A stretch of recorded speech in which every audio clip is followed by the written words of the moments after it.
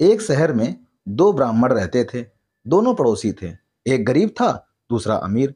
गरीब ब्राह्मण की पत्नी अपने गरीबी के कारण उसे रोज ताने देती और उससे झगड़ती रहती थी।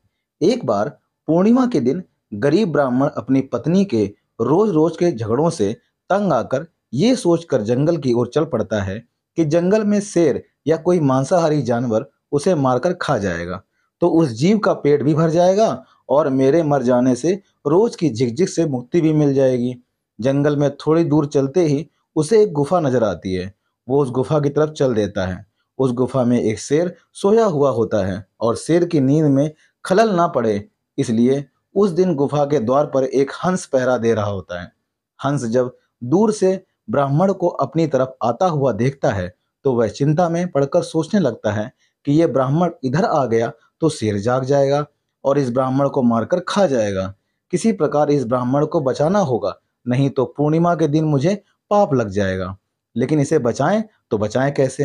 तभी हंस को एक उपाय सूझता है और वो हंस शेर के भाग्य की तारीफ करते हुए कहने लगता है, अरे ओ जंगल के राजा, उठो, जागो, आपके भाग्य खुल गए हैं।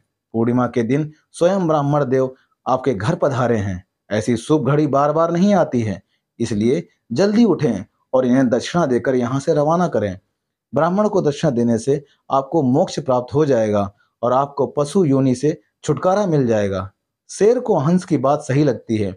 शेर दहाड़ कर उठ जाता है और जो पहले से शिकार किए हुए मनुष्यों के आभूषण या गहने उसकी गुफा में रखे हुए थे, वो सारे के सारे गहने उस ब्राह्मण के पैरों में रखकर शीश नवाता है और जीभ से उनके पैर चाटने लगता है। तभी हंस ब्राह्मण को इशारा करता है कि हे ब्राह्मण देव, ये सब गहने उठाए और जितना जल्दी हो सके यहाँ से वापस अपने घर लौट जाओ, क्योंकि ये सिंह है, कब इसका मन बदल जाए ये कहा नहीं जा सकता।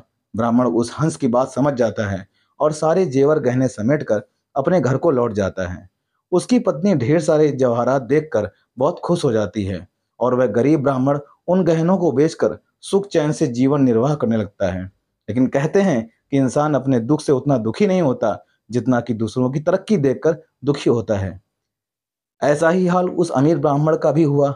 अमीर ब्राह्मण की पत्नी ने गरीब ब्राह्मण के घर जाकर उसकी पत्नी को किसी तरह फुसलाकर सारी बात पता कर ली कि किस प्रकार एक शेर ने उसे इतने सारे जेवरात दक्षिणा में दिए हैं।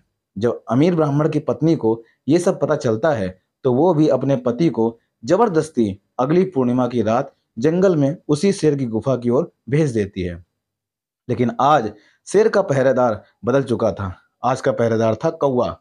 कौवे की तो प्रवृत्ति होती है कि शेर को शिकार करे और बचे खुचे में वह अपना भी पेट भर ले।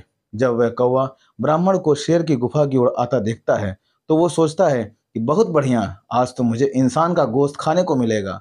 ब्राह्मण इधर आएगा, मैं शेर को जगाऊंगा, शेर को गुस्सा आएगा और ब्राह्मण को मार देगा तो मुझे भी कुछ खाने को मिलेगा। वह आज तो मजा आ जाएगा। ये सोचकर वो कौवा जोर जोर से कांव कांव चिल्लाने लगता है।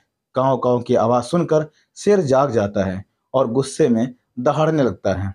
तभी शेर की नजर गुफा के बाहर खड़े उस अमीर ब्राह्मण पर पड़ती है। ब्राह्मण को देखकर उसे हंस की बात याद आती है। वो समझ जाता है कि कौवा कांव कांव क्यों कर रहा है। शेर हंस द्वारा कहने पर अपने पूर्व में किए गए पुण्य कर्म को समाप्त नहीं करना चाहता था, पर फिर भी शेर तो आखिर शेर होता है। वो दहाड़ कर ब्राह्मण से कहता है कि हंस उड़ गए सरोवर को, अब काग भय प्रधान, तो विप्रा थारे घर जाओ, मैं किनाइनी जिजमान। अर्थात हंस जो अच्छी सोच वाले, अच्छी मनोवृत्ति वाले थे, वो तो उड़कर सरोवर को चले गए हैं और अब कौवा प्रधान पहरेदार है जो तुम्हें मारने के लिए मुझे उकसा रहा है। इसलिए हे ब्राह्मण देव, मेरी बुद्धि घूमे उससे पहले यहाँ से चले जाओ, क्योंकि शेर किसी का जजमान नहीं हुआ है, वो तो हंस था जिसने मुझ जैसे जानवर से भी पुण्य कर्म करवा दिया। दूसरा ब्राह्मण सारी बात समझ जाता है और डर के मारे तुरंत प्राण बचाकर अपने घर की ओर भाग जाता है। कहने का मतलब है कि ये कहानी आज के परिवेश में भी सटीक बैठती है। हंस और कौवा कोई और नहीं, हमारे ही चरित्र हैं।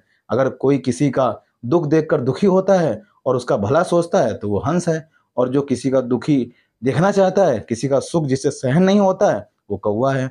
जो आपस में मिलजुल कर भाईचारे से रहना चाहते हैं वो हंस की प्रवृत्ति के हैं। जो झगड़े करके एक दूसरे को मारने लूटने की प्रवृत्ति रखते हैं वो कौवे की प्रकृति के हैं। इसलिए अपने आसपास छुपे बैठे कौवों को पहचानें, उनसे दूर रहें और जो हंस प्रवृत्ति के हैं उनका साथ करें। इसी में हम सबका कल्याण है।